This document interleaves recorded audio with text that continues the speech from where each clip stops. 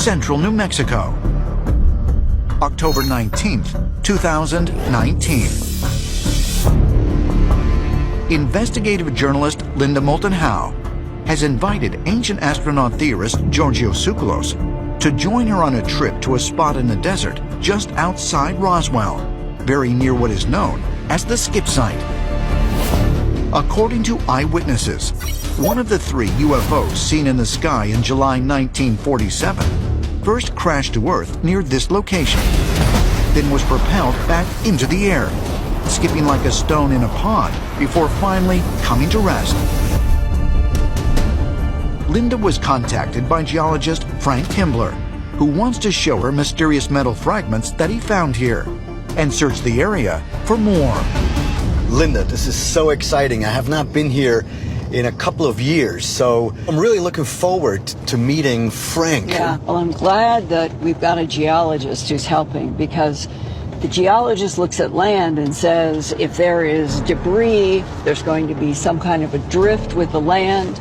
And just from what I know, he has studied some areas meticulously. Right.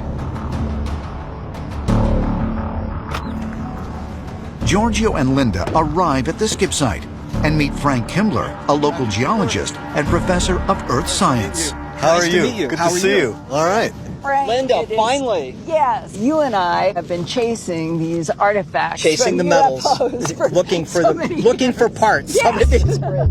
Professor Kimbler has spent nearly a decade searching areas beneath the purported trajectory of the Roswell craft with infrared technology and metal detectors. When an object crashes, they're going to scatter a variety of materials around. Knobs, control devices, plastic, wires, whatever. If it's coming apart, it's going to leave those pieces behind. And those are the kinds of pieces that I want to find and have found some of. Since 2011, Professor Kimbler has uncovered more than a dozen metal fragments that he has subjected to scientific testing and found to be highly unique.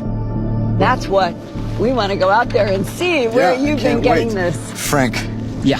what's inside the case? Oh, this is the magic right here. This is some of the material that I have found out here using a metal detector. Interesting. This stuff is very interesting. It's all twisted and mangled up. Something that you would expect to happen from a crash is to have metal that's compact and twisted. When Professor Kimbler laid out his box of his pieces of metal, the first thing that struck me is these were tiny, tiny, tiny fragments. Could they possibly be from wreckage?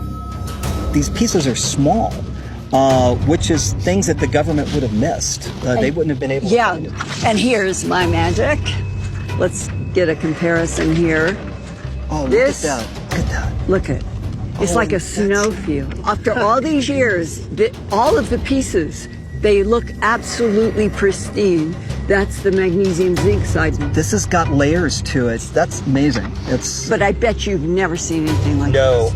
Being an earth scientist, being a geologist, I've seen lots of all kinds of materials that are out there. I have never ever seen anything like this. This fragment that Linda is showing me, that stuff is absolutely amazing. I've never seen anything like it before in my life. And what's interesting about it is that it has some layers, some banding on it. And that banding is very similar to some of the banding that I found in photomicrographs of the material that I have from out here. I think as That is Giorgio awesome. is holding this, he's holding something made by another intelligence from someplace we don't understand. And this is truly extraterrestrial. Is it possible that Giorgio is holding an actual fragment of an extraterrestrial craft? And if so, could even more incredible artifacts still remain in the desert outside Roswell?